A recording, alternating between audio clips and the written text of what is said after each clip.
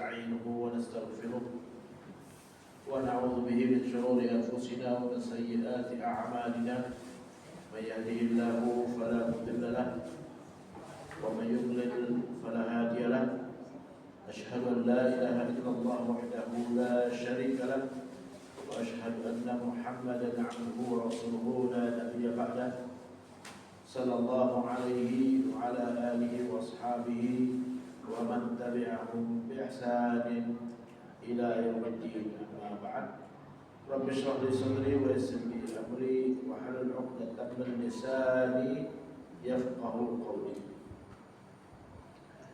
Bapak-bapak, ibu-ibu, para hadirin dan hadirat jemaah Masjid Nurul Hikmah Tanjung Duren Selatan yang dimuliakan Allah Subhanahu wa taala.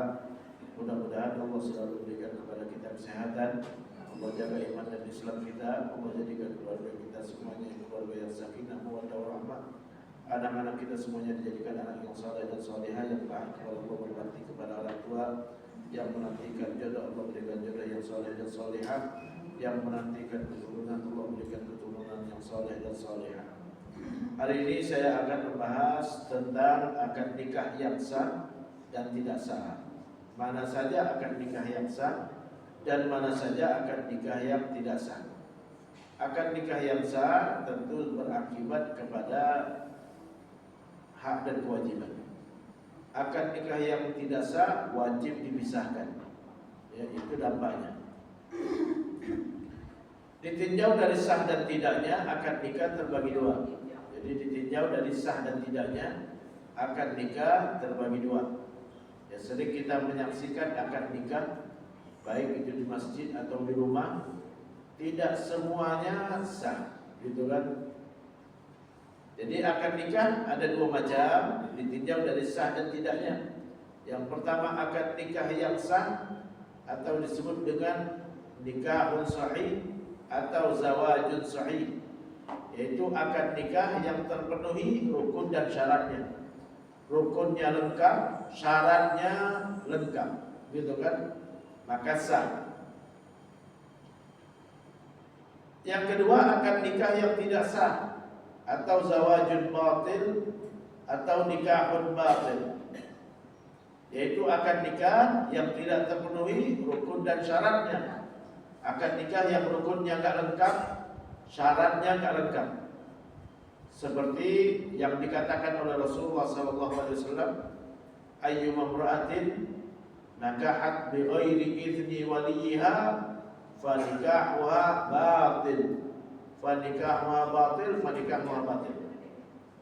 Siapapun perempuan nikah tanpa izin walinya, nikahnya tidak sah. Ya, itu salah satu contoh nikah yang tidak sah, yaitu tanpa izin wali atau tanpa dihadiri wali, maka nikahnya tidak sah. Ya, tidak sah, tidak sah, tidak sah, 3 kali Nabi mengatakan itu. Jadi itu contoh nikah yang tidak sah. Termasuk kategori akad nikah yang sah karena rukun dan syaratnya terpenuhi. Akad nikah yang tidak menyebut mas kawin sah, nggak nyebut mas kawin. Karena nyebut mas kawin bukan rukun, bukan syarat. Jadi tidak harus saat akad nikah wali dan mempelai laki-laki nyebut mas kawin. Jadi kalau kata wali, aku telah nikahkan engkau dengan anakku si fulana, gitu kan. Lalu kata menantu, aku telah terima nikahnya, nggak nyebut mas kawin sama sekali, sah. Ya, karena mas kawin bukan rukun, bukan syarat. Tidak harus disebut saat akad nikah, ya, dan tidak harus diketahui sama saksi. Tugas saksi bukan menyaksikan mas kawin, tapi menyaksikan ada akad nikah. Cuma itu aja. Cuma kadang-kadang di masyarakat ya menganggap saksi berhak menyaksikan mas kawin. Ya, saksi coba lihat ini mas kawinnya saksi. Bukan tugas saksi untuk menyaksikan mas kawin. Tugas saksi menyaksikan akad nikah saja, bukan mas kawin. Mas kawin tanpa harus disebut sah. Ya, tidak disebut sah. Ya, cukup disepakatin antara suami istri. Ya, di belakang sajalah. Kasihnya di belakang pun enggak apa-apa. Karena hukum mas kawin sama dengan nafkah. Ibu-ibu dikasih sama bapaknya mas kawin nafkah setiap bulan, tidak pernah orang tahu sama sekali. Tapi wajib dikasih oleh suami kepada istrinya uang nafkah atau uang belanja. Ya, begitu juga mas kawin wajib dikasih oleh suami saat pertama kali akad nikah tanpa harus diketahui oleh siapapun. Jadi akad nikah yang tidak menyebut mas kawin sah, karena mas kawin ya bukan rukun, bukan syarat. Ya. Akad nikah yang tidak menghadirkan mempelai wanita tetap sah juga. Ya, rukun nikah cuma 4, tidak ada mempelai wanita. Mempelai laki-laki, wali, 2 saksi, ijab kabul. Mempelai wanita nggak perlu hadir saat akad nikah, nggak perlu hadir. Perlu dikasih tahu, boleh dikasih tahu belakangan, boleh dikasih tahu belakangan. Ya, jadi boleh dikasih tahu itu udah dinikahkan. Di mana? Di masjid tadi. Ya, sama siapa? Sama siapa, gitu kan? Boleh kalau dikasih tahu belakangan pun sah. Ya, Ustaz harus izin nggak? Kalau bapaknya yang nikahkan, tidak harus izin sama anaknya. Kalau bapaknya yang nikahkan, tidak harus izin dengan anaknya, dengan syarat laki-laki pilihannya bagus agamanya. Makanya dalam Islam boleh menikahkan anak kecil.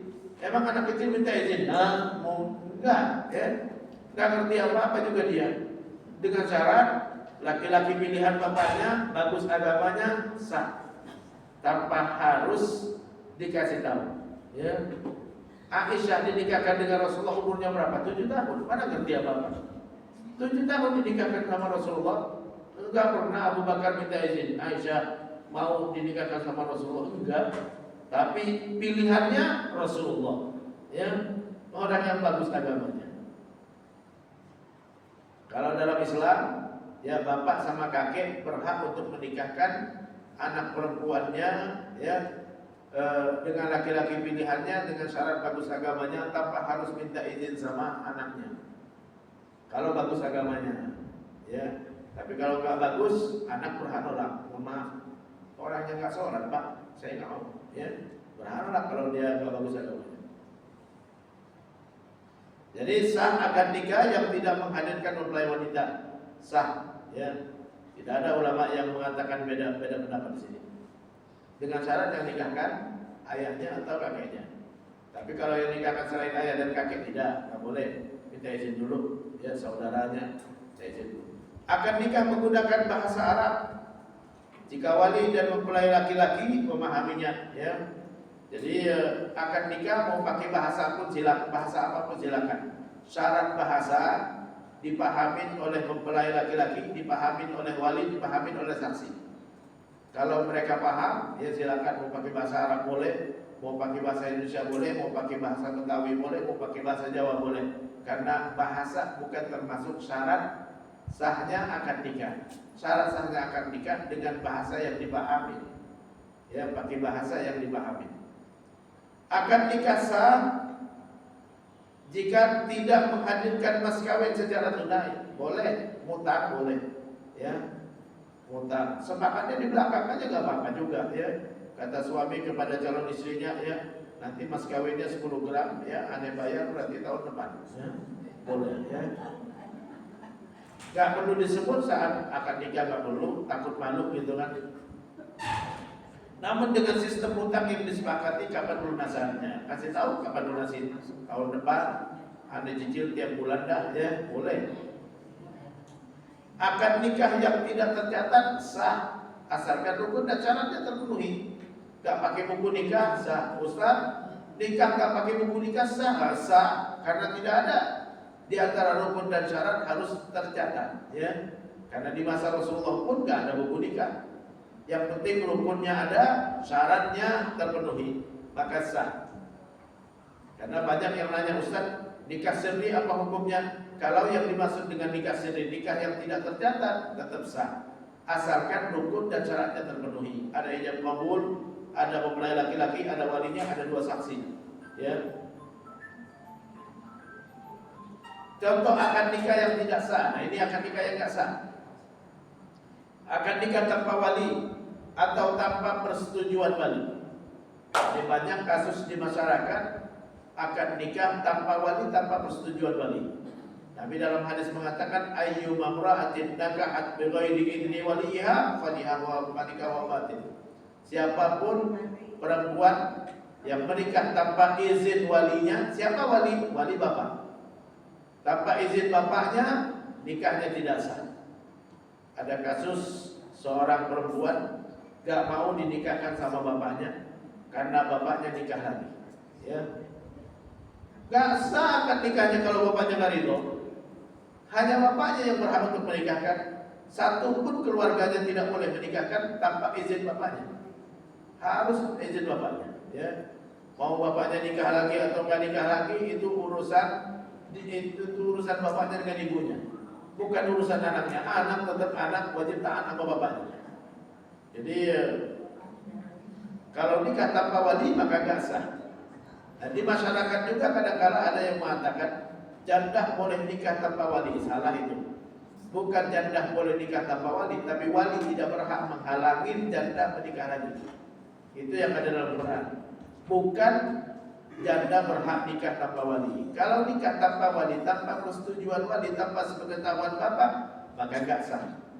Banyak kasus di masyarakat, ya, perempuan nikah tanpa wali, ya, tanpa sepengetahuan bapaknya, tanpa kehadiran bapaknya. Ustaz, yang nikahkan ustaz, ya. Ustaz tidak berhak untuk menikahkan. Yang berhak menikahkan cuma walinya. Kalau walinya enggak ada, maka petugas resmi pemerintah, yaitu penghulu, ya, penghulu, bukan ustaz, bukan imam masjid, ya, bukan ustaz, bukan imam masjid, tapi penghulu, itu yang berhak untuk menikahkan. Yang kedua, akad nikah yang enggak sah juga akad nikah yang disaksikan oleh saksi yang tidak adil. Tidak adil. Adil dalam Islam, bagus agamanya. Jadi kalau saksinya nggak sholat, nggak sah. Kesalahan yang seringkali terjadi di masyarakat menganggap saksi itu perwakilan. Ya, mana saksi dari mempelai laki-laki, mana saksi dari mempelai perempuan. Boleh perwakilan, boleh tidak. Yang disyaratkan saksi harus orang yang adil. Adil dalam Islam lurus. Adil itu lurus agamanya. Sholat, tidak berzina, tidak main perempuan, tidak berjudi, ya. Kalau dia melakukan dosa besar, meninggalkan kewajiban, tidak termasuk kategori adil. Tapi dalam hadis mengatakan la nikaha illa biwaliyin wa syahidai adil. Tidak sah nikah tanpa wali dan tanpa dua saksi yang adil. Jadi syaratnya harus adil. Adil itu memenuhi 7 syarat. Pertama, muslim. Ya, kalau non muslim nggak boleh, baligh anak kecil nggak boleh, berakal orang gila nggak boleh, ya, merdeka hamba sahaya nggak boleh, laki-laki perempuan nggak boleh jadi saksi, 2 orang minimal 2 orang. Yang ketujuh, tidak melakukan dosa besar dan tidak meremehkan dosa kecil. Tidak melakukan dosa besar, tidak meremehkan dosa kecil, nggak main perempuan, ya, tidak meninggalkan sholat, tidak meninggalkan puasa Ramadan, ya. Tidak berjudi, ya, tidak mencuri, tidak merampok, ya, tidak kebegal, gitu kan, ya. Nah, itu syarat orang yang berhak jadi saksi. Kalau saksinya suka berbohong, tidak sah nikah, ya, pembohong, gitu kan, ya. Seperti tidak sholat, sering melakukan dosa besar, maka itu termasuk nikah yang gak sah. Kenapa? Karena Nabi mengatakan tidak sah nikah kecuali dengan wali dan 2 saksi yang adil. Adil dalam Islam, lurus agamanya. Akad nikah dengan ijab qabul yang tidak terpenuhi syaratnya. Ijab qabul itu ada 3 syarat. Ya, ijab qabul. Yang pertama, ya, sinkron antara ijab dengan qabul. Artinya selaras, ya, sama isinya. Aku telah nikahkan engkau dengan anakku Fatimah. Kata calon menantu, aku terima nikahnya dengan Khadijah. Gak sah, karena kasih belum gak sama, ya. Satu bilang Fatimah, satu bilang Khadijah, gitu kan. Jadi yang benar apa? Aku telah nikahkan engkau dengan anakku Fatimah, aku terima jual belinya. Satu bilang nikah, satu bilang jual beli, gitu kan. Ya, sinkron. Itu syarat yang pertama. Yang kedua, tidak terpisah antara ijab dan qabul. Artinya habis ijab langsung qabul. Ya, tidak terpisah itu artinya tidak ada kata-kata yang lain. Aku telah nikahkan engkau dengan anakku, habis itu ngopi dulu. Ya, enggak sah karena terpisah. Jadi langsung habis ijab langsung qabul. Ya. nggak boleh terputus dengan perbuatan atau ucapan di luar ijab kabul. Yang ketiga, ini yang sering kali nggak dilaksanakan. Ya, yang ketiga itu pakai bentuk lampau. Syaratnya pakai bentuk lampau. Aku telah nikahkan. Jangan aku nikahkan, karena aku nikahkan bisa besok, bisa lusa, bisa tahun depan. Jadi aku telah, kenapa? Karena nikah itu menghalalkan yang haram. Jangan ragu-ragu, ya. Udah halal belum sih gitu kan ya? Karena kalau aku nikahkan bisa besok, bisa lusa. Tapi kalau aku telah, udah dinikahkan gitu kan. Jadi jangan ragu-ragu nikah. Jadi harus pakai bentuk lampau. Kenapa? Karena semua kata nikah, ya, atau menikahkan dalam Al-Quran dan hadis selalu bentuk lampau. Falamma qadha Zaidun minha wataran zawwajnakaha, kata Allah. Zawwajnakaha pakai bentuk lampau. Tatkala masa iddah Zainab dari talak si Zaid udah selesai, kata Allah, kami telah nikahkan engkau dengan dia. Itu nikahnya Rasulullah dengan Zainab, dinikahkan sama Allah. Zawwajnakaha, kami telah nikahkan engkau dengan dia. Saat ada sahabat yang mau menikah dan dia cuma punya mas kawin hafalan Quran, Nabi mengatakan zawwajtukaha, di mana dibawakan dalam Quran. Aku telah nikahkan engkau dengan dia dengan mas kawin hafalan engkau dari Al-Quran. Jadi kalimat telah, ya, cuma di masyarakat sering enggak menggunakan kalimat telah. Kalau pakai bahasa Arab ijab kabulnya pasti pakai telah. Kalau pakai bahasa Arab selalu pakai telah. Zawwajtukaha, aku telah nikahkan. Kalau pakai bahasa Arab. Tapi kalau bahasa Indonesia orang sering nggak pakai telah, aku nikahkan. Kenapa? Karena nikah itu menghalalkan yang haram, nggak boleh ragu-ragu. Ya, kalau aku nikahkan bisa besok, bisa lusa. Tapi kalau aku telah, mudah terjadi. Ya. Nah ini akad nikah yang dengan ijab kabul yang tidak terpenuhi syaratnya, ya itu tidak sah. Ya, 3 syarat tadi. Nikah mut'ah itu nikah yang dibatasi waktu. Aku telah nikahkan engkau dengan anakku sebulan, ya nggak boleh dibatasi waktu, ya. Kalau dibatasi waktu sama aja dengan pelacuran, ya. Orang pelacuran semalam, 2 malam, 3 malam gitu kan, ya. Nggak boleh dibatasi waktu. Nikah harus untuk masa yang tidak ditentukan. Nikah mut'ah yaitu akan nikah yang disepakati untuk masa tertentu saja. Nah, ini nggak boleh, ya. Di dalam hadis Nabi kita Muhammad SAW mengharapkan nikah mut'ah sampai hari kiamat. Ya, kecuali orang Syiah yang membolehkan nikah mut'ah. Kenapa orang Syiah membolehkan nikah mut'ah? Memang nikah mut'ah pernah dihalalkan di masa Rasulullah.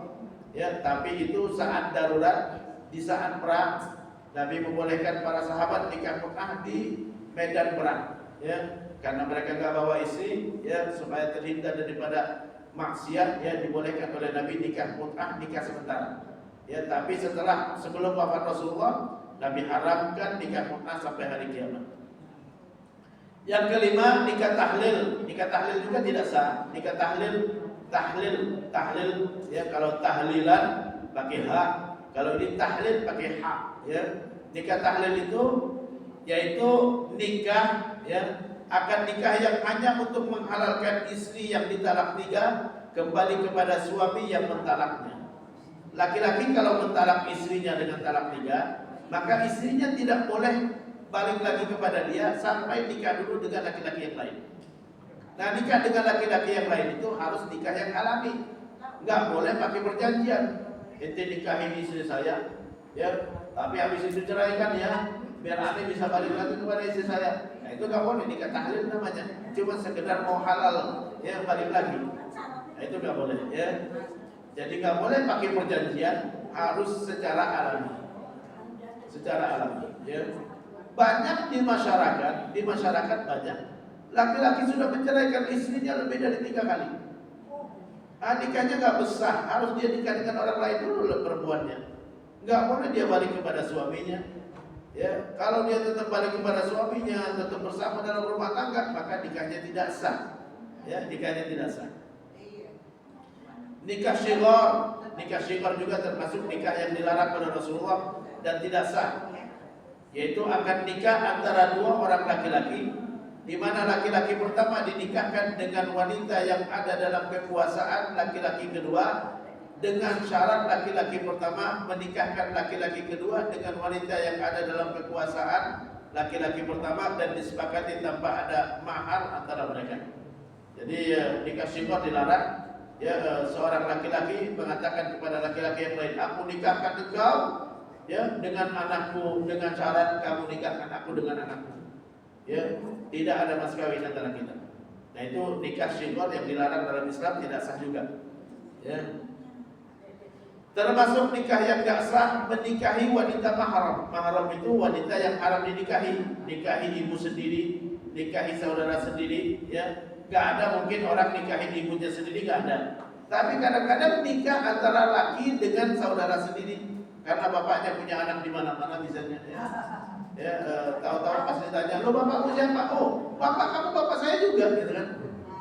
Itu gak sah, nikah gak sah. Atau menikah antara laki-laki dengan saudara sesusuan. Saudara sesusuan kan kadang-kadang nggak tahu, gitu kan? Sekarang kan ada bank susu. Susu seorang perempuan lalu diminum sama dua orang laki dan perempuan, maka mereka jadi saudara. Mereka jadi saudara sesusuan. Nggak boleh mereka menikah, haram hukumnya, karena mereka sudah meminum susu dari perempuan yang sama. Ibu susunya sama, maka dia jadi saudara sesusuan. Maka mahram nggak boleh dia nikahi. Atau menikahi mertua nggak boleh, laki-laki menikahi mertuanya nggak boleh karena itu mahram dia. Menikahi wanita yang masih berstatus istri orang nggak sah juga. Banyak kasus seperti ini. Ada perempuan lalu ditinggal oleh suaminya. Suaminya menghilang bertahun-tahun. Perempuan ini kalau dia mau nikah lagi syaratnya diceraikan dulu oleh suaminya. Nah ini suaminya menghilang. Karena suaminya menghilang, kalau dia mau nikah lagi, minta ceraikan sama pengadilan. Dia ngadu dulu ke pengadilan, diceraikan sama pengadilan dengan alasan suaminya menghilangkan. Nggak tentu kapan baliknya, gitu kan ya. Maka itu sudah memenuhi syarat untuk diceraikan oleh pengadilan. Tapi kalau dia nggak pernah ngadukan ke pengadilan lalu nikah dengan laki-laki lain, maka dia masih berstatus sebagai istri. Suaminya belum menceraikan, pengadilan juga belum pernah memutuskan. Nah ini nikah seperti ini banyak terjadi juga. Suaminya menghilang lama, yang bertahun-tahun, akhirnya ada laki-laki yang melamarnya, dia langsung terima. Nggak boleh. Kalau dia mau menerima atau menikah dengan laki-laki lain, adukan dulu ke pengadilan. Pengadilan yang berhak memutuskan, karena pengadilan diberi kuasa oleh suami untuk menceraikan dengan syarat. Pengadilan hanya boleh menceraikan dengan syarat. Ada syaratnya. Gak selamanya pengadilan boleh menceraikan. Pengadilan hanya boleh menceraikan dengan syarat yang ada di dalam sighah ta'liq talaq. Suami tidak menafkahi, suami tidak menjalankan kewajiban, suami menghilang, suami yang melakukan KDRT, itu aja yang ada di sighah ta'liq talaq. Kalau itu sebabnya, maka pengadilan berhak karena kuasa dari suami. Kata dalam sighah ta'liq talaq, jika saya tidak menjalankan kewajiban saya kepada istri saya, atau saya bersikap kasar kepada istri saya, atau saya tidak bisa menjalankan kewajiban saya sebagai suami selama sekian bulan, istri saya keberatan, ngadukan ke pengadilan. Harus ngadu dulu ke pengadilan. Dan disetujui oleh pengadilan, aku beri kuasa. Jadi pengadilan itu menceraikan hanya dengan kuasa suami, dan kuasanya ada di sighah ta'liq talaq. Kalau terpenuhi syarat seperti yang ada di sighah ta'liq talaq, pengadilan punya hak menjatuhkan talak. Suaminya menghilang bertahun-tahun, tidak menjalankan kewajiban sebagai suami, nggak kasih nafkah, baik nafkah lahir ataupun nafkah batin, maka pengadilan berhak menjatuhkan talak. Setelah ditalak oleh pengadilan, tunggu masa iddah dulu. Kalau sebelum masa iddah berakhir lalu suaminya balik lagi, berhak dia rujuk. Berhak dia rujuk. Tapi kalau seandainya sudah habis masa iddah, suami nggak balik-balik, nggak pernah rujuk sama sekali, maka baru boleh istri nikah dengan orang lain. Kalau dia nikah tanpa dijatuhkan talak oleh pengadilan, maka berarti dia masih berstatus istri orang. Ya. Ada banyak kasus seperti itu, seorang perempuan ditinggal oleh suaminya kerja jadi TKI, ya, bertahun-tahun, pas pulang-pulang dia istrinya sudah nikah lagi. Apa hukumnya? Kalau pengadilan tidak pernah menjatuhkan talak, wajib dia balik lagi kepada suaminya. Nikah yang kedua batalkan. Ya, karena nikahnya nggak sah, ya. Nggak sah, dibatalkan, balik lagi dia kepada suaminya. Akan nikah wanita muslimah dengan laki-laki non-muslim nggak sah juga. Karena dalam Islam nggak boleh seorang muslim ngangkat pemimpin non-muslim.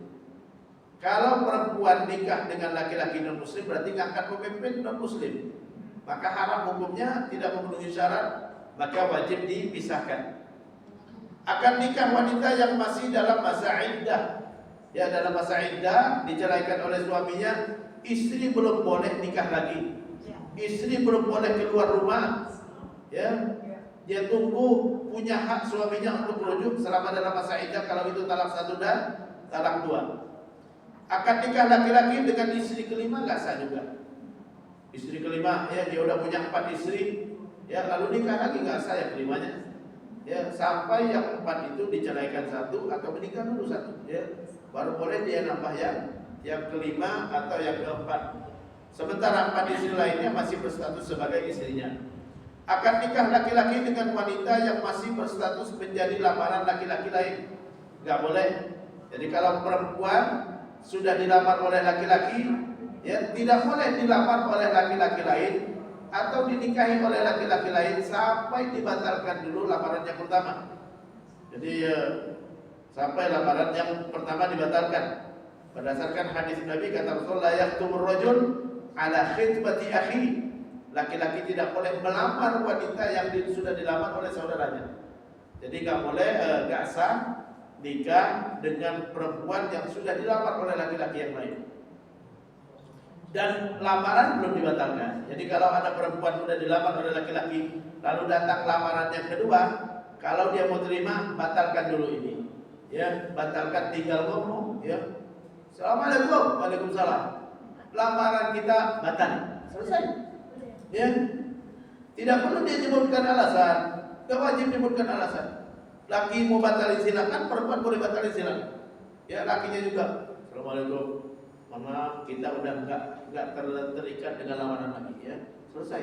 Ya. Perlu kasih tahu alasan nggak perlu? Ya, nggak perlu kasih alasan, ya. Cukup selesai. Daripada bubar setelah nikah, mending bubar sebelum nikah, gitu kan? Ya, nggak perlu kasih alasan.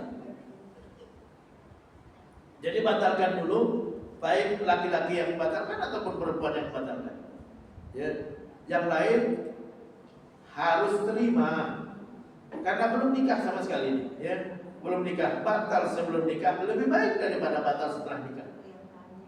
Akan nikah saat ihram masih dalam keadaan ihram haji umroh, ya, nggak boleh kita menikah atau menikahkan atau melamar.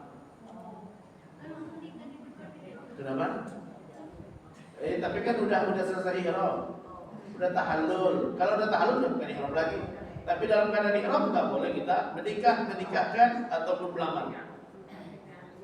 Hukum akad nikah yang sah. Kalau akad nikahnya sah, ada hukumnya. Inilah dampaknya. Pertama, halal hubungan suami istri antara mereka. Suami wajib melayani istri, istri wajib melayani suami, nggak boleh nolak kecuali ada uzurnya. Ya. Nah, kalau istri mau, suami wajib melayani. Suami mau, istri wajib melayani. Gak boleh nolak sama sekali, walaupun di atas kontrak sekalipun.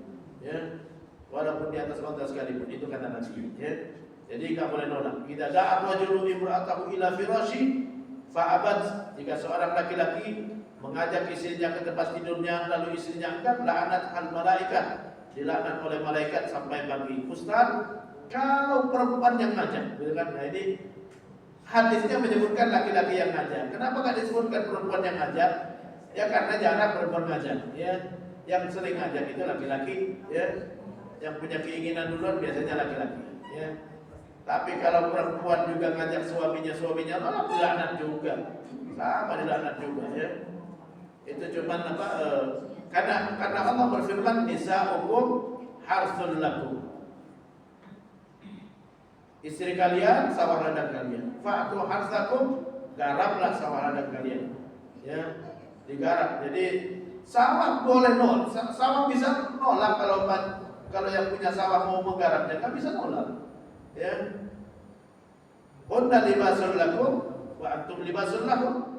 Ya, mereka istri pakaian buat kalian wahai suami, suami pakaian buat istrinya. Pakaian bisa nolak, pakaian mau dipakai enggak bisa. Ya, mau pakai gitu kan. Mau pakai, suami mau dipakai, istri mau dipakai gitu kan. Enggak berhak nolak sama dengan baju, kita pakai aja gitu kan. Enggak ada nolaknya sama sekali. Ya, hunna libasul lakum, mereka pakaian buat kalian dan kalian pakaian buat mereka. Jadi kalau nikah sah, maka semua berhak untuk dilayani. Istri berhak dilayani oleh suami, suami berhak dilayani oleh istri dalam hal hubungan seksual. Karena tujuan nikah utamanya hubungan seksual. Nikah tujuannya hubungan seksual. Nikah itu artinya apa? Hubungan seksual. Nikah itu artinya hubungan seksual, ya. Jadi ya bukan lain-lain, nggak usah berpikir jauh-jauh. Nikah itu hubungan seksual.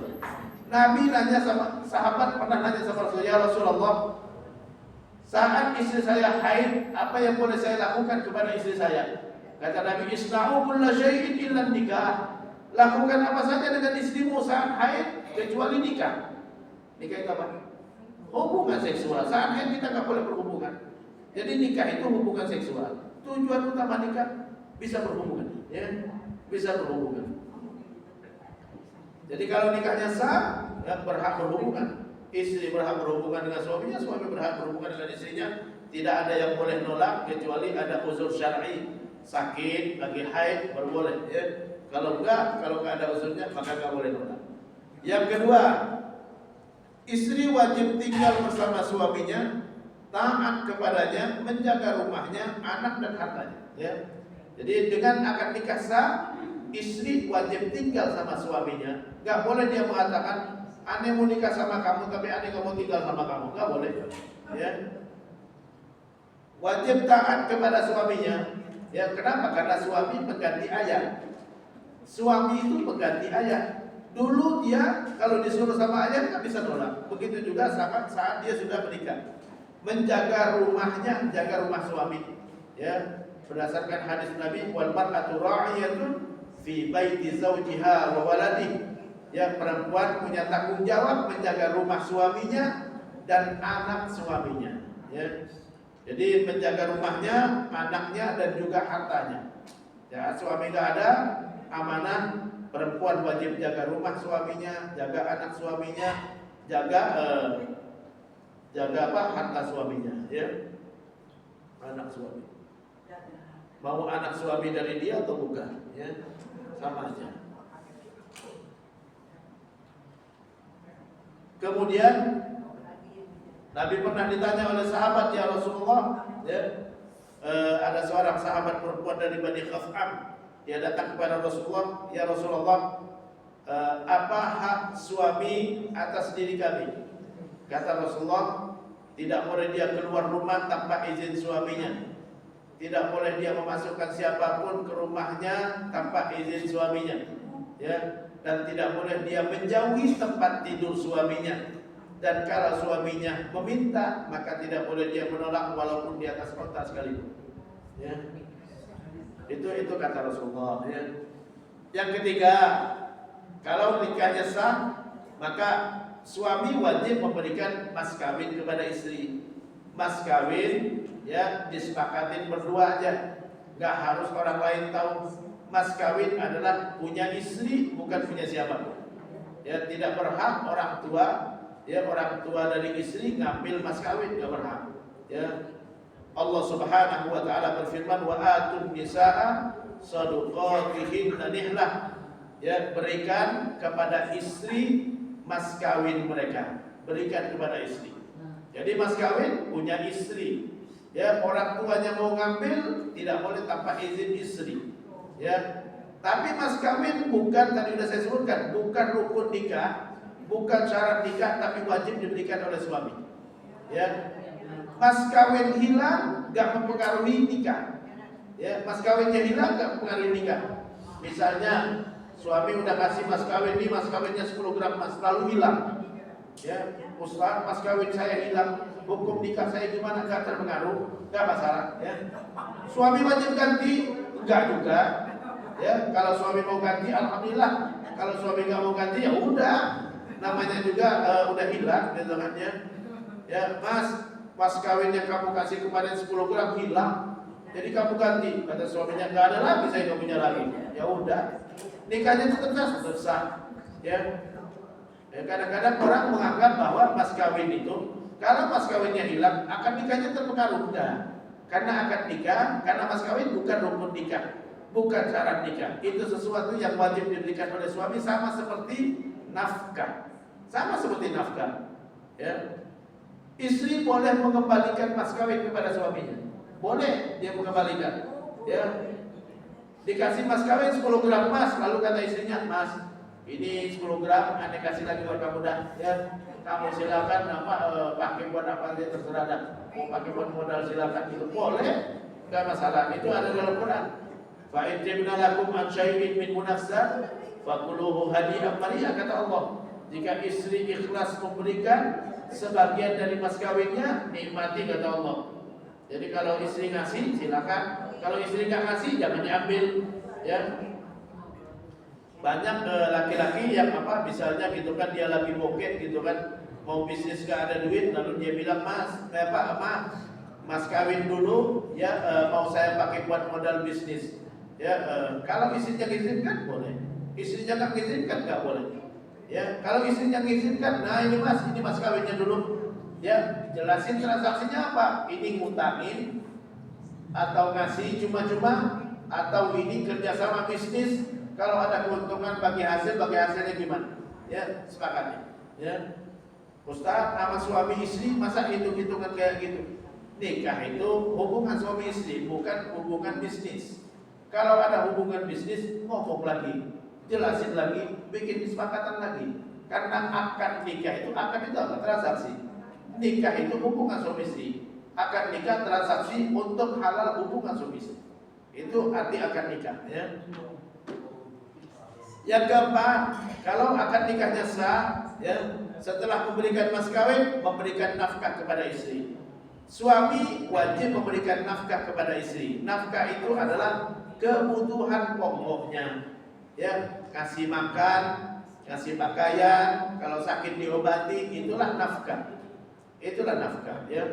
Nah, ini kadang-kadang di masyarakat banyak yang salah paham, menganggap bahwa nafkah itu beda dengan uang belanja. Nafkah dan uang belanja sama. Ya, nafkah itu suami memenuhi kebutuhan istri. Ya, uang belanja buat memenuhi kebutuhan istri juga. Ya, sama. Itu nafkah. Ya, anak berhak nafkah dari ayahnya.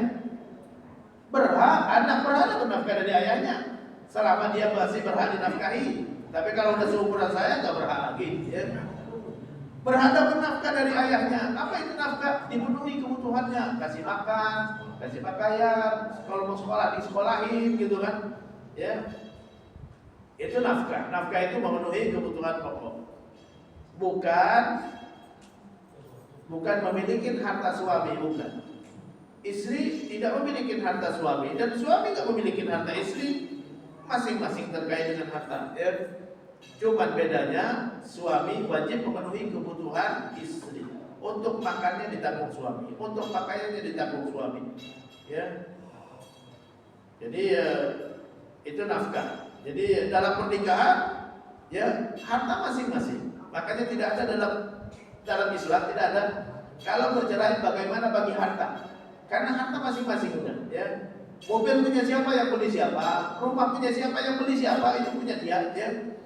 Jadi kalau rumah yang beli istri punya istri, kalau yang beli rumah adalah suami punya suami, gitu kan. Kalau yang beli mobil istri, gitu kan. Kadang-kadang banyak istri yang kerja, lalu dia beli mobil, beli rumah, punya dia. Ya. Kalau suami kerja, dia beli rumah, beli mobil, gitu kan, punya dia, gitu kan ya. Mas kawin istri, punya istri.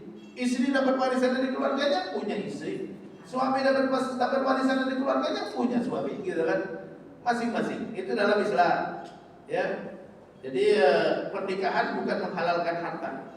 Bukan menghalalkan harta, tapi menghalalkan hubungan suami istri. Harta masing-masing. Cuma istri berhak dipenuhi kebutuhan oleh suami. Ya, untuk kebutuhan makan tinggal minta sama suami. Sebagaimana dulu yang memenuhinya adalah ayahnya, maka digantikan sama suami. Ya, sekarang suami yang memenuhinya. Buat makan mah ini buat makan nih, ya. Ini buat pakaian, ya. Boleh nggak istri nanya berapa rekening suami? Tidak. Ya. Selama dia sudah menjalankan kewajiban, kecuali dia bilang, untuk bulan ini nggak ada uang belanja, saya nggak punya duit. Baru tanya, emang rekening kamu kosong, gitu kan? Ya. Ya, karena dia nggak akan melaksanakan kewajiban, gitu kan? Jadi istri berhak dapat nafkah dari suaminya. Sebagaimana disebutkan di dalam Al-Quran, Allah Subhanahu wa Ta'ala berfirman, ya, nafkah adalah kebutuhan makanan, pakaian, tempat tinggal. Wa 'alal mauludi lahu, wajib bagi ayah, kata Allah, pemilik anak, ya. Jadi wajib bagi ayah pemilik anak. Anak milik siapa? Milik ayahnya. Makanya bin selalu ke bapak. Kalau bin gak ke bapak berarti gak punya bapak dia, ya. Kalau dia punya bapak pasti binnya ke bapak. Lo kenapa? Karena yang punya anak adalah ayah. Ayah pemilik anak, ya.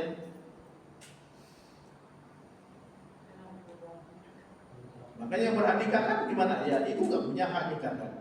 Ya, cuma ayah yang berhak nikahkan. Bukan berarti ibu gak punya hak, tapi ibu gak punya kewajiban terhadap anaknya. Ya, karena anak milik bapaknya. Ya.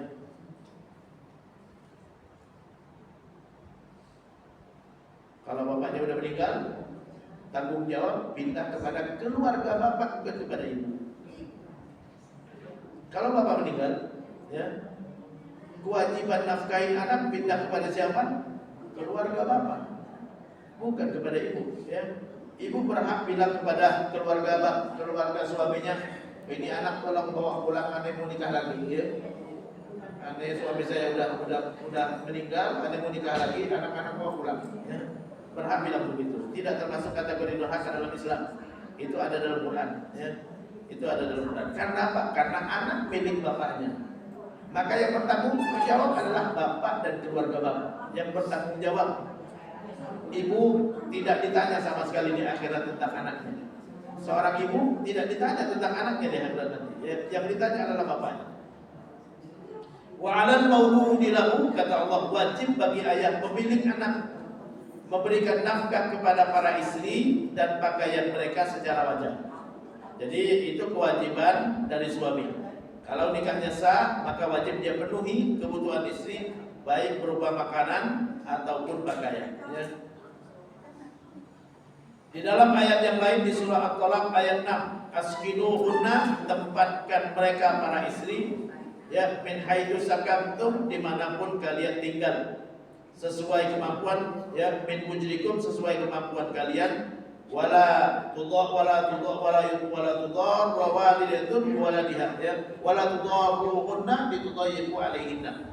Jangan kalian mempersempit mereka supaya mereka tidak betah dengan kalian, ya. Jadi nggak boleh kalau kita mampu ngasih rumah agak besar, ya, kalau kita mampu ngasih makanan agak enak, gitu kan, ya. Jangan dipersempit, jangan pelit-pelitin sehingga dia nggak betah, ya, nggak boleh.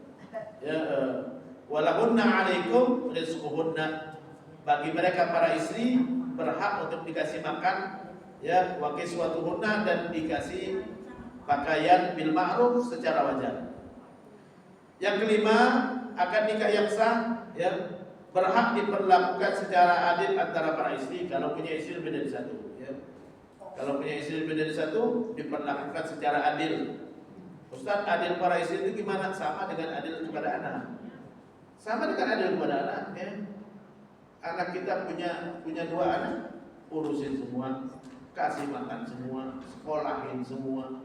Ya, kalau dia mau ngomong, ajak ngomong semua, gitu kan, ya. Punya istri dua, nafkahin semua, kasih makan semua, si pakaian semua, diurusin semua, kasih rumah semua, gitu kan. Jadi kayak gitu, itu adil dalam Islam, ya. Kalau kita punya anak lebih dari satu, Kita sayang sama salah satu anak lebih dari yang lain, bisa terjadi nggak itu? Bisa terjadi. Ini taat sekali, nurut sekali, gitu kan ya. Lebih sayang kita sama dia, ya. Tapi dalam zahir nggak boleh ditampakkan. Ya, zahirnya jangan ditampakkan, hatinya saja itu lebih cinta sama salah satu, gitu kan. Istri sama seperti itu juga. Zahirnya jangan ditampakkan, ya. Tapi ada penurusan hati, cuma Allah yang tahu. Cuma Allah yang tahu. Yang keenam, nikah yang sah dampaknya adalah anak berhak diakui sebagai anak oleh ayahnya. Ya, nikah yang sah, anak berhak diakui sebagai anak jika ia lahir setelah 6 bulan dari pernikahan. Akad nikah bulan Januari, bulan 7 istri melahirkan. Anak siapa? Anak suaminya. Anak suaminya. Gak berhak orang nunggu. Baru 6 bulan, kau udah lahir aja gitu kan ya. Kita gak berhak ngomong sama sekali. Kalau dia lahir setelah 6 bulan, itu anak suami. Hanya suaminya yang berhak untuk ngakuinya. Hanya suaminya yang berhak untuk mengatakan bukan anak saya juga. Terserah suaminya. Hak ada di tangan suami. Jadi kalau nikah ya setelah 6 bulan pernikahan, istri melahirkan, anak suaminya. Anaknya berhak diakui oleh ayahnya. Kalau ayahnya nggak ngakuin, berlaku hukumnya. Ya, tidak ada satupun yang bisa mengatakan loh, 6 bulan udah lahir, gitu kan? Nggak berhak. Ya, kalau kita mengatakan begitu berarti ini curiga sama orang, suudzon sama orang. Ya, kalau itu omongin, itu bilang udah melahirkan setelah 6 bulan, baru 6 bulan lahir, gitu kan? Kalau dia tersinggung, dosa hukumnya. Ya, hah? Ya, kaget boleh kan? Kaget boleh, tapi nggak boleh diomongin ke orang lain. Nggak boleh diomongin ke orang lain, dan nggak punya hak kita ngomongin ke orang lain. Itu lahir 6 bulan, ya. Atau kadang-kadang banyak orang gitu kan, istrinya selingkuh misalnya. Kan banyak istri selingkuh. Banyak nggak istri selingkuh? Istrinya selingkuh, lalu tahu-tahu melahirkan. Berhak nggak kita mengatakan, jangan-jangan istri anak selingkuhan, ya? Nggak boleh, kita nggak boleh sama sekali. Ada di hak, ada di suaminya. Kalau suaminya mengatakan anak saya, sudah selesai. Ya, berhak kita bilang tes DNA dulu, nggak punya hak kita. Kalau kita mengatakan tes DNA dulu, berarti kita nuduh dia berzina. Minta maaf, karena bukan haknya kita, itu istrinya dia. Haknya dia mengatakan anak saya. Ya, Ustaz, kalau ada selingkuhannya yang mengatakan, Mas, itu anak saya bukan anak kamu, ini selingkuhan yang dihukum. Inti sudah ngaku berzina berarti. Inti dihukum. Itu dalam Islam. Inti dihukum sudah mengatakan inti berzina dengan istri saya. Istrinya tanya lagi, benar kamu berzina dengan dia? Tidak. Yang ini aja yang dihukum. Istrinya tidak, dia bilang enggak ada hubungan saya dengan dia. Ini anak kamu, ya udah selesai. Yang ini dihukum, dia udah mengaku berzina. Dihukum, walaupun perempuannya nggak ngaku. Ya. Padahal berzina nggak bisa kecuali 2 orang enggak. Tapi yang ini yang dihukum. Kenapa? Karena dia bisa jadi ada orang yang mau merusak rumah tangga orang, bisa aja. Ya. Ada orang datang, anak ente itu anak saya itu, ya. Aneh selingkuh sama istri ente. Bisa jadi niatnya adalah merusak rumah tangga orang. Tanya sama istrinya. Yang ini yang ngomong dihukum. Ente sudah ngaku berzina. Tanya sama istrinya, benar kamu berzina? Tidak. Sudah selesai itu kan. Ya, ini dihukum. Karena dia sudah ngaku. Di masa Rasulullah ada seorang ayah ngadukan anaknya. Anaknya kerja sama perempuan, ya, yang sudah menikah, ya. Ya Rasulullah, inna bani asifan, karena asifan indah bulan. Anak saya kerja sama perempuan itu yang sudah menikah. Zana biha, udah berzina dengan dia. Ini ayahnya yang ngadukan, ya. Dipanggil sama Rasulullah, sini, mana anaknya? Benar kamu sudah berzina dengan perempuan itu? Iya. Hukum kata Nabi. Dihukum karena dia udah ngaku. Perempuan itu otomatis dihukum? Tidak. Kata Rasulullah, "Ukhdu ya Unais." Anak Unais, sahabat Nabi namanya Unais, disuruh sama Rasulullah untuk datang ke perempuan itu. "Ukhdu ya Unais ila imraati hadza." Unais, kamu datang ke sana, tanya sama perempuan itu, apakah dia benar berzina dengan laki-laki ini? Fa in i'tarafat, kalau dia ngaku, hukum juga. Kalau dia enggak ngaku, tidak dihukum. Ya. Pengakuan seorang hanya untuk menghukum dirinya sendiri. Itu dalam kaidah fikih. Enggak boleh dipakai buat menghukum orang lain. Karena kalau buat menghukum orang lain, enggak aman kita. Ya. Ada perampok tahu-tahu ngaku, saya merampok tapi sama Ustaz Yusuf. Ya. Inti dihukum, itu udah ngaku merampok.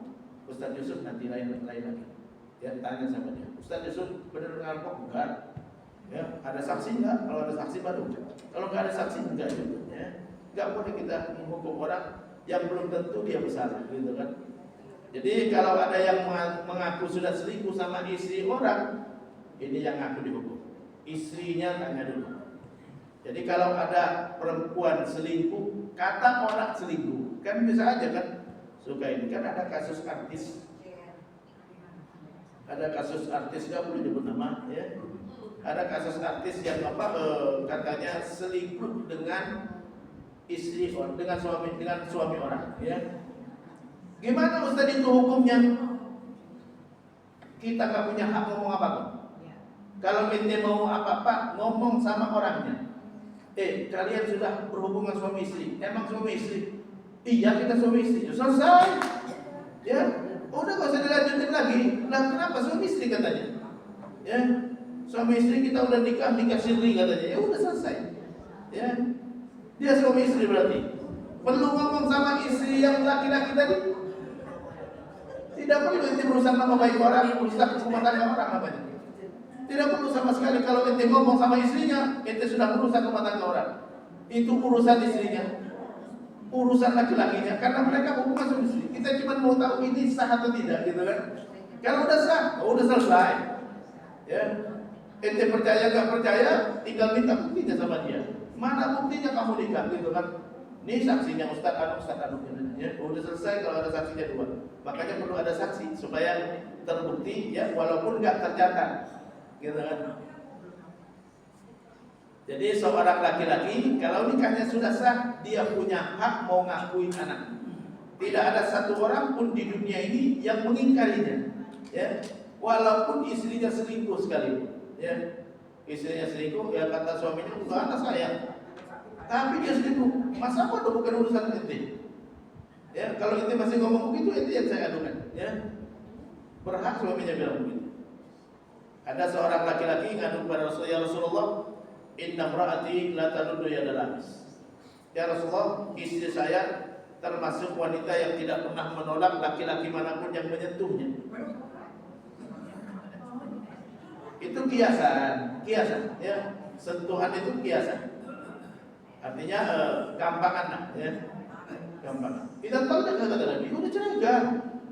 Ini uhibbuha ya Rasulullah. Saya cinta sama dia. Ya udah pertahankan dia terus. Hanya dia. Ya. Kalau ente mau bertahan ya pertahankan, ya. Kalau ente mau berpisah bisa.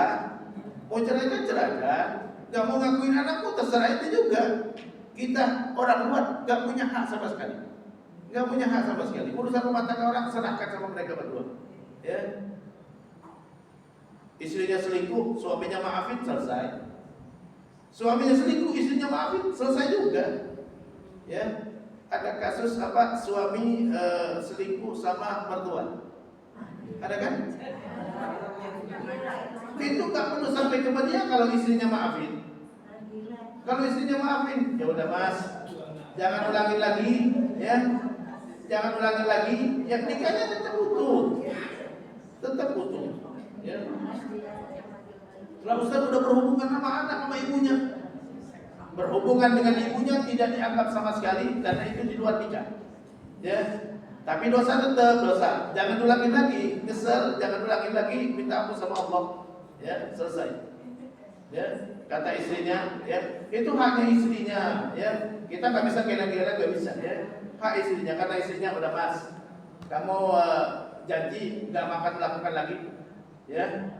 Ya udah nikah kita utuh, ya nggak perlu bongkar-bongkar keluar. Nggak boleh kita buka aib sendiri. Haram hukumnya kita buka aib sendiri. Ngapain itu bongkar-bongkar keluar? Selesaikan antara suami, selesai. Ya, ya mau bercerai silakan bercerai, nggak perlu nyebut aibnya. Ya, karena dengan bongkar-bongkar begitu ente buka aib ibu sendiri, ente buka aib suami sendiri. Selesaikan antara suami istri, nggak usah ngomong keluar. Ya, kecuali ketahuan, lain lagi ceritanya kalau ketahuan. Jadi kalau ada apa-apa dengan suami istri, selesaikan antara berdua. Mau maafin, nggak maafin, mau cerai. Ya, tanpa harus nanti ngumbar-ngumbar apa sebabnya. Nggak perlu, karena itu menjelek-jelekan orang saja. Ya, merusak nama baik itu sendiri yang akan merusak.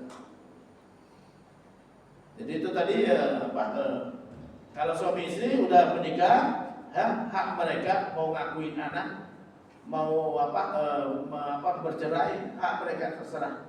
Ya, bukan urusan kita, nggak usah diganggu gugat, ya, nggak usah ikut campur, gitu kan?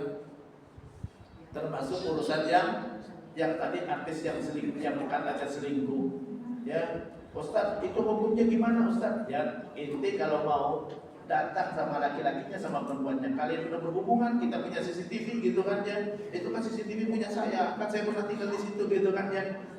Suami istri selesai, tutup, ya, ngomong sama istrinya, nggak punya hak itu merusak rumah tangga orang namanya kalau ngomong sama istrinya, ya, itu biarkan istrinya yang tahu sendiri, bukan saya yang ngomong gitu kan. Kalau itu yang ngomong, itu yang berusaha memakan orang. Saling mewarisi antara suami istri. Kalau sudah nikahnya sah, saling mewarisi. Istri dapat warisan dari suaminya, suami dapat warisan dari istrinya, anak dapat warisan dari orang tuanya, orang tua dapat warisan dari anaknya. Hukum akan nikah yang tidak sah. Kalau nikahnya tidak sah, wajib dipisahkan antara suami istri. Nggak boleh diteruskan, nggak boleh dilanjutkan. Kalau nikahnya tidak sah, karena pernikahan mereka tidak sah dan mas kawin tetap diberikan jika telah terjadi hubungan suami istri. Mas kawin tetap diberikan, nggak usah ditarik lagi kalau sudah berhubungan. Hal ini berdasarkan hadis Rasulullah, ayyuma imra'atin nakahat bighairi idzni waliha fanikahuha batil, fa in dakhala biha farahal mahru mastahala min farjiha. Siapapun wanita yang menikah tanpa izin walinya, maka nikahnya batil, tidak sah. Ya, 3 kali Nabi ucapkan itu, tidak sah. Jika ia telah melakukan hubungan suami istri, maka istri berhak mas kawin standar karena ia telah menghalalkan kemaluannya. Ya. Jadi artinya mas kawin tetap diberikan walaupun nikahnya nggak sah kalau sudah berhubungan. Wallahu ta'ala. Jadi ini terkait dengan nikah sah dan tidak sah. Kesimpulannya, nikah bisa sah, bisa tidak sah. Nikah yang sah yang memenuhi rukun dan syarat, nikah yang tidak sah yang tidak terpenuhi rukun dan syaratnya. Kalau nikah yang sah, maka halal hubungan suami istri. Istri wajib taat kepada suami, wajib tinggal bersama suami. Ya, istri berhak diberikan mas kawin, istri berhak diberikan mahar, nafkah. Diberikan nafkah, anak berhak diakui sebagai anak, ya, dan berhak perwarisan antara mereka. Wallahu ta'ala alam. Demikian, mudah-mudahan bermanfaat. Wabillahi taufiq wal hidayah. Wassalamualaikum warahmatullahi wabarakatuh.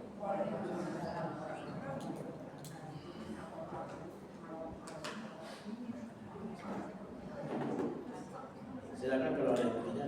Ya, silakan dari Bapak dulu.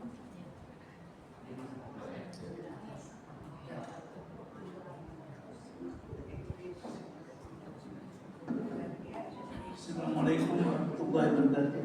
Waalaikumsalam warahmatullahi wabarakatuh. Ini yang saya tanyakan mungkin banyak terjadi di tengah masyarakat, mana seperti apa yang dikatakan Ustaz tadi, ada dua yang apabila seorang istri ditinggal dan tinggal sendiri hidup, Ditinggal oleh cerai mati dan cerai hidup. Oke. Ya. Kalau yang cerai si perempuan dan anak ini cerai mati, itu kewajiban nafkahi istri dan anaknya. Kalau ini kan dilanjutkan oleh keluarga suami kan gitu. Cerai apa? Cerai meninggal. Cerai mati. Cerai mati. Untuk anak, Anak bukan istri. Istri nggak berhak. Kan bukan istri lagi. Yang berhak dinafkahi itu cuma Ya, anaknya. betul. Nah kalau yang sini masih selama si istri belum menikah lagi, statusnya tanggung jawab. Tidak. Habis masa itu udah selesai. Begitu, Ustaz. Iya. Anak yang wajib dinafkahi oleh bapak. Ya. Jadi bukan istri udah selesai. Sudah selesai. Udah nggak berhak lagi. Tapi selama kalau si istrinya mantan istrinya menikah lagi, apa gugur kewajiban kepada ini? Enggak, setelah habis masa iddah gugur hak nafkah dari istri. Mau dia nikah lagi atau belum, udah nggak ada kewajiban bagi suaminya untuk menafkahi mantan suaminya. Ya, nafkahnya kembali kepada ayahnya lagi. Ayahnya lagi yang nafkahi. Kalau ayahnya nggak ada, saudaranya ya yang nafkahi. Kalau dia nikah lagi, nah, baru suaminya yang baru. Ya, jadi bukan dibebankan kepada mantan suaminya. Udah habis masa iddah, bukan kewajiban mantan suami lagi. Masih Ustaz. Sama-sama. Ya. Pak Ustadz, saya ada 3 pertanyaan. Ya. Yang pertama, kalau si prianya ada di luar negeri jadi TKI, lalu akad nikahnya secara online itu sah apa enggak? Oke. Yang kedua, pernikahannya terjadi karena kecelakaan si perempuannya sih ya, isi 2, lalu sah apa enggak? Kecelakaan. Ya. Lalu yang ketiga, misalnya contohnya si suami di penjara tidak pernah dibesuk istrinya, lalu istrinya hamil, itu gimana hukumnya? Oke, terima kasih. Ada 3 pertanyaan ya. Pertanyaan pertama, saya jawab dulu atau? Silakan Ustaz. Saya jawab dulu ya. Bagaimana hukumnya kalau nikah online? Ya, calon suami di Mekah, calon istri ada di Indonesia, ya, mertua ada di Mesir, misalnya. Bisa online, ya bisa online asalkan jelas itu terjadi secara online live, ya, dan saksi juga yakin bahwa itu terjadi antara menantu dengan wali, ya. Boleh secara online, baik dengan dengan video call atau dengan Zoom, ya, live, ya, boleh, dibolehkan, sah, ya. Sebagaimana kita jual beli online. Apa beda jual beli dengan nikah? Sama-sama akad, ya, akad nikah akan jual beli, sama-sama akad. Jadi caranya pun sama dengan ucapan atau dengan tulisan atau dengan isyarat, gitu kan? Tapi dengan isyarat hanya boleh untuk orang yang nggak bisa ngomong, nggak bisa nulis, ya. Tapi kalau dengan tulisan pun dibolehkan.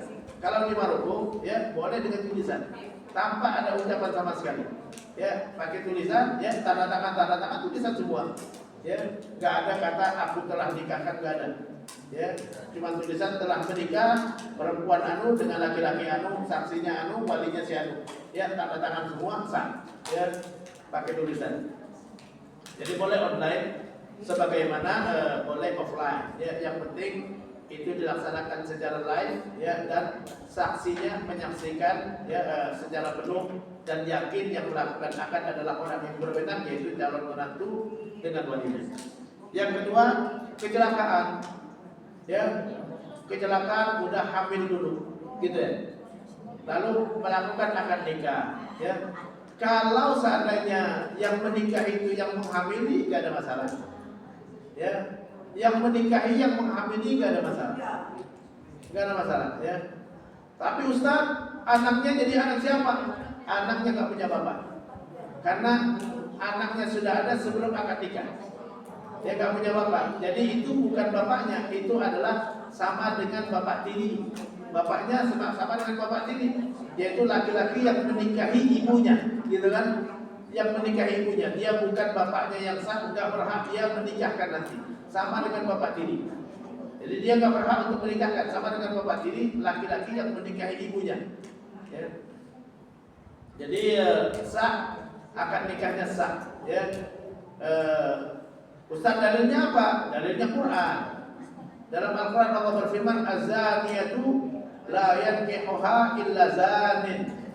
perempuan yang berzina tidak boleh dinikahi kecuali oleh laki-laki yang berzina. Ya, tadi perempuan yang hamil di luar nikah berzina, dan itu laki-laki yang menzinahi, gitu kan? Tidak boleh dinikahi kecuali oleh laki-laki yang menzinahi, gitu kan? Itu dalilnya dari Quran. Jadi kalau laki-laki yang menghamili tidak masalah. Ya, itu pendapat hampir sepakat ulama. Ya, dalilnya dari Quran tadi. Ini kadang-kadang ada sebagian orang mengatakan, Ustaz nggak boleh kalau sampai lahir dulu. Ya, ada yang bilang nggak boleh sampai lahir dulu. Yang sampai lahir dulu itu kalau hamilnya dalam pernikahan. Hamil dalam pernikahan itu perempuan hamil lalu diceraikan oleh suaminya. Setelah hamil berarti itu anak siapa? Anak suaminya yang menceraikan. Nah, jangan dinikahi dulu, ini keluarkan dulu karena ada punya bapaknya. Dia punya bapak. Tapi kalau yang hamil di luar itu tidak punya bapak sama sekali. Jadi dianggap seperti tidak ada anak, gitu kan? Karena jelas bapaknya nggak ada, gitu kan? Jadi yang ulama nggak membolehkan nikahin wanita hamil itu yang hamil dalam pernikahan. Hamil lalu diceraikan oleh suaminya sementara istrinya sedang hamil. Nah, ini nggak boleh dinikahi oleh laki-laki lain sampai dia melahirkan, karena anak itu ada yang punya, yaitu mantan suaminya sebelumnya. Jadi kecelakaan boleh dinikahi oleh laki-laki yang menghamili. Bagaimana kalau yang menikahinya itu laki-laki yang bukan yang menghamili, ya, yang menghamili nggak mau menikahi, lalu ditawarkan sama laki-laki lain dan dia mau menikahinya, boleh nggak? Sebagian ulama mengatakan boleh. Sebagian ulama mengatakan boleh. Ini disebutkan oleh Ibnu Qudamah dalam kitab Al-Mughni. Boleh. Kenapa? Karena Nabi dalam hadis mengatakan al-haram la yuharrimul halal. Perbuatan haram tidak mengharamkan yang halal. Perbuatan haram, zinanya perempuan itu tidak mengharamkan akad nikah. Akad nikah halal, zina haram. Perbuatan zina tidak mengharamkan akad nikah, gitu kan? Malah kalau nggak boleh dia dinikahin oleh siapapun, bahaya nanti. Ya, bisa jadi dia cari makan lain, ya. Jadi maka dibolehkan oleh sebagian ulama, sebagaimana disebutkan oleh Ibnu Qudamah dalam kitab Al-Mughni, dalilnya hadis Rasulullah, al-haram la yuharrimul halal. Perbuatan haram yaitu zina tidak mengharamkan yang halal, tidak mengharamkan dia mau berbuat yang halal yaitu akad nikah, gitu kan? Yang ketiga, penjara. Suaminya di penjara setahun, nggak pernah keluar, tahu-tahu istrinya hamil, lalu melahirkan, hak di suaminya. Kita di luar nggak berhak sama sekali ngomong apa-apa. Kalau suaminya mau mengingkari itu bukan anak saya, berlaku hukum li'an. Kalau dia mengatakan itu bukan anak saya, berlaku hukum li'an. Hukum li'an itu apa? Dia harus bersumpah 5 kali dengan mengatakan wallahi itu bukan anak saya, wallahi itu bukan anak saya, wallahi itu sampai 4 kali, yang kelimanya laknat Allah atasku kalau aku berbohong. Dia harus bersumpah 5 kali. Setelah dia bersumpah 5 kali, istrinya berhak dihukum zina. Kecuali istrinya bersumpah 5 kali juga. Demi Allah, aku tidak pernah berzina. Demi Allah, aku tidak pernah berzina. Sampai yang keempat, yang kelima, demi Allah, kalau tuduhan istriku suamiku benar, laknat Allah atasku. Dengan mereka sudah melakukan li'an, dipisahkan antara mereka. Mereka tidak boleh campur lagi, nggak boleh jadi suami istri lagi, nggak boleh menikah antara mereka selamanya. Ya, dan anak bukan anak suaminya, karena suaminya mengingkarinya. Jadi haknya ada di suaminya. Kalau suaminya mengatakan anak saya, udah selesai. Ya, dia di penjara setahun, istrinya hamil melahirkan, kita nggak punya hak ngomong.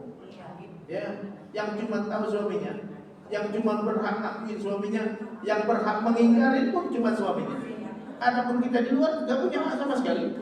Kalau kita mengatakan itu anak haram, dosa kita. Minta maaf sama dia karena sudah mencoreng nama baik dia. Nggak boleh, ya. Jadi cuma hak ada di suaminya saja. Hanya suaminya yang berhak mengakui ataupun mengingkari. Wallahu a'lam. Ada lagi? Di belakang. Ya, silakan. Silakan. Assalamualaikum warahmatullahi wabarakatuh. Waalaikumsalam warahmatullahi wabarakatuh. Seputar pernikahan saya ingin bertanya. bertanya, sekarang ini kan banyak anak-anak sekarang kalau mau nikah itu ada perjanjian pranikah. Apakah itu termasuk dari hukum Islam atau memang bawaan dari Eropa atau Belanda gitu ya? Terus yang kedua itu sekarang banyak ya orang itu menikah beda agama. Pertama dia melakukan pemberkatan, terus kemudian disahkan juga di lewat agama Islam, di akad nikahnya itu pakai agama Islam. Nah, apakah selentur itu hukum agama Islam dalam soal pernikahan? Terus yang ketiga adalah tadi Pak Ustadz ngomong nikah mut'ah. Yang pernah saya dengar itu daerah Bogor banyak orang-orang Arab ya yang pada main ke sana terus melaksanakan nikah mut'ah. Nah itu kan kayaknya mereka sepertinya tidak melakukan akad nikah di KUA. Nah, tapi mungkin di satu ustadz di sana menghalalkan mereka. Nah sekarang bagaimana kalau misalnya si orang Arab ini kembali ke negerinya, terus tidak balik lagi ke Indonesia? Nah apakah kalau si perempuan ini masih ada jodohnya, apa perlu juga melapor status dia ke KUA apa enggak? Soalnya kan waktu nikah dia nggak melalui KUA. Itu aja, terima kasih. Oh ya, dan status anaknya tuh bagaimana ya Pak Ustadz? Statusnya. Terima kasih. Assalamualaikum warahmatullahi wabarakatuh. Waalaikumsalam warahmatullahi wabarakatuh. Ya. Ada 3 pertanyaan. Saya jawab dulu ya. Pertama adalah perjanjian pranikah boleh selama perjanjiannya sejalan dengan Al-Quran dan hadis. Ya. Perjanjian sejalan dengan Al-Quran dan hadis. Misalnya ya bikin perjanjiannya harta dipisah boleh karena memang dalam Islam hartanya dipisah. Hukum asli Islam harta suami istri itu dipisah. Ya, tapi dipisah bukan berarti suami tinggal di rumah itu, istri tinggal di sini, enggak. Ya, tinggal serumah, tapi rumah itu punya siapa? Siapa yang beli, gitu kan? Jadi kalau sejalan dengan hukum Islam perjanjiannya, maka tidak masalah, boleh. Ya, perjanjian pranikah pertama harta dipisah. Ya, harta suami punya suami, harta istri itu sejalan dengan syariat. Memang syariatnya seperti itu. Ya, yang kedua, suami wajib menafkahi istri sejalan dengan syariat, nggak ada masalah. Ya, yang ketiga, gitu kan ya, istri wajib taat kepada suami, baik sesuai dengan hukum Islam. Yang keempat, ya suami tidak boleh nikah lagi, itu yang nggak boleh, karena tidak sejalan dengan syariat, karena Quran membolehkan. Ya, itu yang nggak berlaku. Ya, kalau sejalan nggak masalah. Perjanjian pranikah dibolehkan kalau menguatkan hukum Islam. Menguatkan hukum Islam seperti kewajiban menafkahi, wajib bertanggung jawab, wajib mengayomi, ya, wajib berlaku adil, boleh. Ya. Boleh. Tapi kalau tidak sejalan dengan syariat tidak boleh. Enggak boleh mengharamkan yang halal, gitu kan. Ya. Ada yang nanya kepada Ustaz, ya, waktu sebelum nikah ya ada kesepakatan suami nggak boleh nikah lagi. Setelah nikah ternyata dia nikah lagi, gimana Ustaz? Perjanjiannya yang salah. Nggak boleh perjanjian seperti itu. Kenapa? Karena dibolehkan dalam Islam.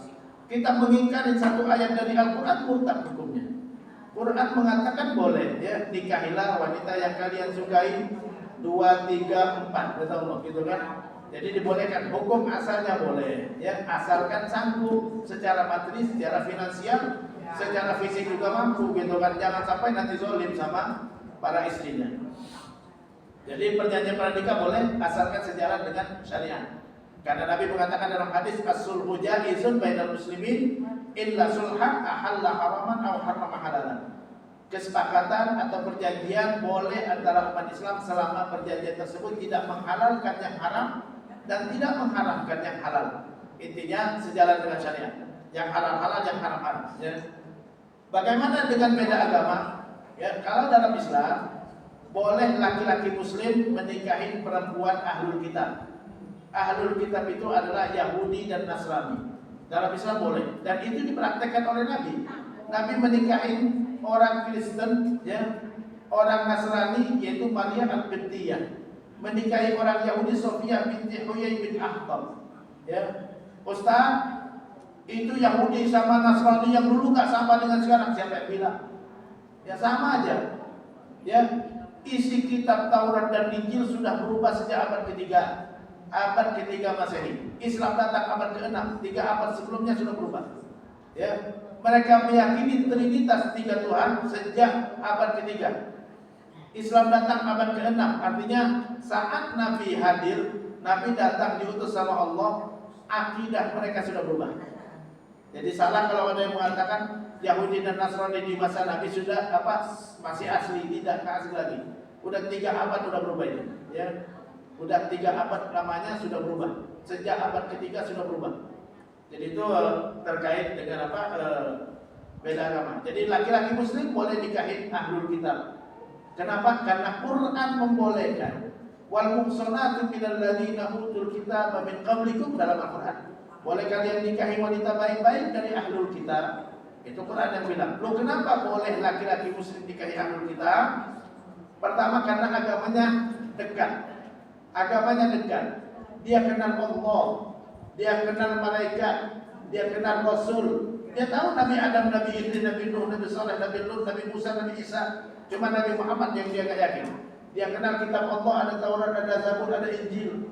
Dia kenal juga hari kiamat, dia kenal juga takdir. Jadi artinya mengajak dia masuk Islam lebih mudah. Itu tujuannya Islam. Tujuan Islam, laki-laki muslim boleh menikah dengan ahlul kitab, dan itu dipraktekkan oleh Nabi. Nabi nikahin orang Kristen sama orang Yahudi, walaupun akhirnya masuk Islam, gitu kan? Tapi ya. Tapi kan kalau sekarang kalau kita lihat itu masih adakah orang ahli kitab gitu? Karena kebanyakan sekarang orang laki-laki, walaupun laki-laki dia menikah dengan orang Kristen perempuan, itu malah terkadang yang laki-laki itu membawa sama agama Iya, boleh kita ngelarang itu boleh, ya. Boleh ngelarang kalau untuk orang yang nggak kuat agamanya. Boleh ngelarang gitu kan, tapi hukum asalnya boleh. Hukum asalnya boleh. Ahlul kitab masih ada nggak sekarang? Ahlul kitab itu yang beriman dengan Nabi Musa, beriman dengan Taurat, beriman dengan Nabi Isa, beriman dengan Injil. Itulah ahlul kitab. Ya, itulah ahlul kitab. Walaupun kitabnya sudah nggak asli. Loh Ustaz, kitabnya udah nggak asli, dari masa Nabi udah nggak asli. Dari masa Nabi sudah nggak asli. Makanya di dalam Al-Quran disebutkan, ya yuharrifuna al-kalima an mawadhi'i, mereka sudah berubah-ubah isi kitab mereka. Di dalam Al-Quran sudah dijelaskan, mereka para orang ahlul kitab sudah berubah-ubah isi kitab mereka. Jadi tapi tetap dibolehkan. Nabi saat menikahi Sofia Yahudi, Sofia binti Huyai bin Akhtab. Apakah Nabi nanya dulu sama Sofia, kitab kamu yang mana? Enggak pernah Nabi nanya itu, ya. Tapi Nabi langsung nikahi, padahal dia perempuan Yahudi. Ya, Nabi saat menikahi Maria Al-Qibtiyah dari bintinya, Nabi nggak pernah nanya isi kitab kamu apa, nggak pernah juga. Ya, tapi dibolehkan. Ya, dibolehkan hukum asalnya. Hukum asalnya untuk yang kuat imannya. Makanya fatwa MUI nggak boleh. Kenapa fatwa MUI nggak boleh? Yang boleh dilarang. Itu kaidah fikihnya. Yang boleh dilarang karena mudaratnya lebih besar. Yang boleh dilarang. Kita punya motor, boleh nggak kita pakai tanpa helm? Harusnya boleh karena motor saya. Boleh nggak kita pakai tanpa STNK, tanpa SIM? Boleh harusnya. Lah motor saya. Tapi kenapa dilarang? Khawatir mudarat. Nanti dinabrak, ya. Nanti kalau nggak punya ini nanti orang pakai motor orang lain gitu kan, makanya dia harus ada STNK dulu supaya jelas itu motor siapa gitu kan. Tapi Pak Ustadz, kalau menurut saya ahli kitab sekarang itu udah cacat juga, karena tadi Pak Ustadz juga bilang bahwa mereka percaya Nabi Musa, Nabi ini, tapi tidak mempercayai agama Nabi, tapi tidak percaya kepada Nabi Muhammad. Itu kan salah satu yang harus dipenuhi oleh seorang Islam, Orang Islam. Tapi ahlul kitab tidak. Iya kan, berarti Kalau dia beriman dengan Nabi Muhammad muslim berarti. iya, tapi kan itu udah cacat gitu loh maksud saya. Iya enggak, kan Quran mengatakan. Udah nggak wajar gitu, udah nggak senang, udah nggak. Enggak, Quran mengatakan surah Al-Maidah ayat 6, wal muhsanatu minal ladzina utul kitab. perempuan baik-baik dari ahlul kitab. Kalau dia beriman dengan Nabi Muhammad, Muslim berarti ngapain disebut ahlul kitab lagi? Nggak perlu disebut dengan ahlul kitab. Jadi itu terkait dengan ahlul kitab. Dan Nabi praktekkan, sahabat praktekkan. Sahabat mayoritas membolehkan nikah dengan ahlul kitab, walaupun ada sahabat yang nggak mau.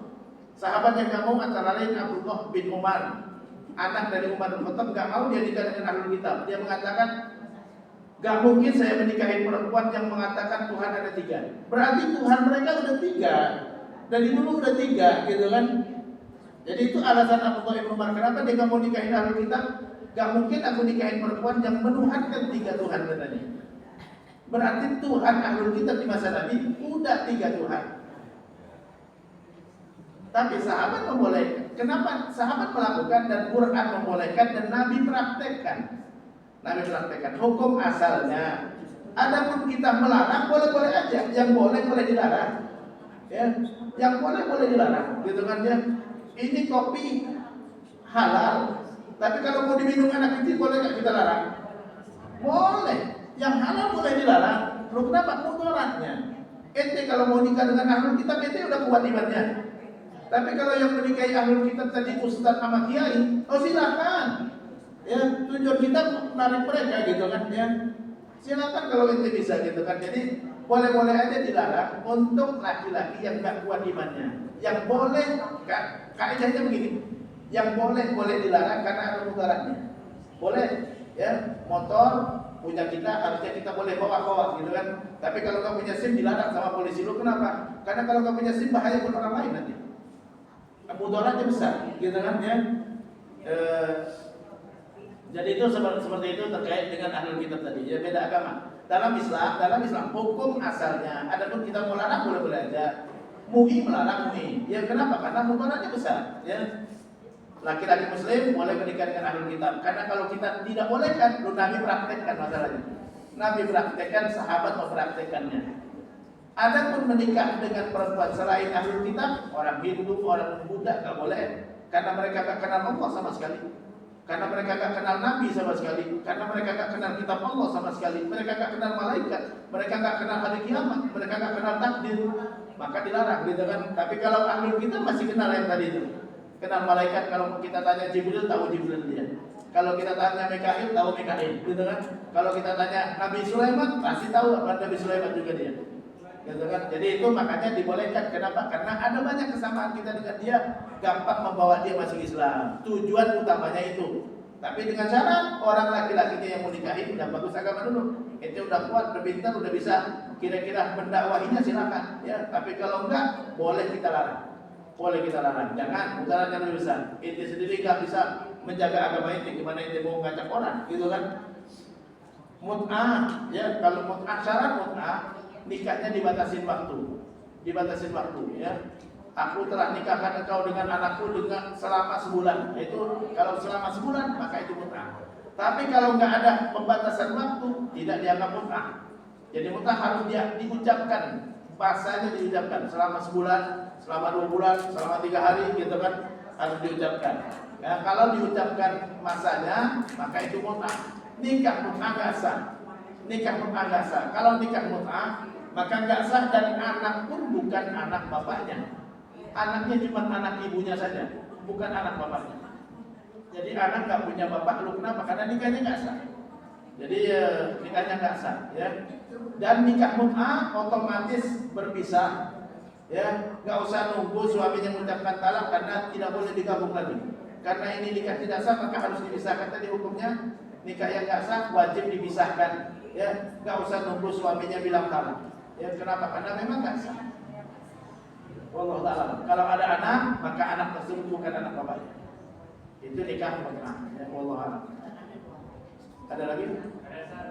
Ya, silakan. Satu lagi ya. Assalamualaikum warahmatullahi wabarakatuh. Waalaikumsalam. Ustaz, apakah yang pertama ini, Ustaz, apakah benar kalau janda itu boleh menikahkan dirinya sendiri, artinya tanpa wali bisa menikah gitu? Ide yang kedua, misalnya ada seorang wanita yang punya suaminya tidak bekerja, tapi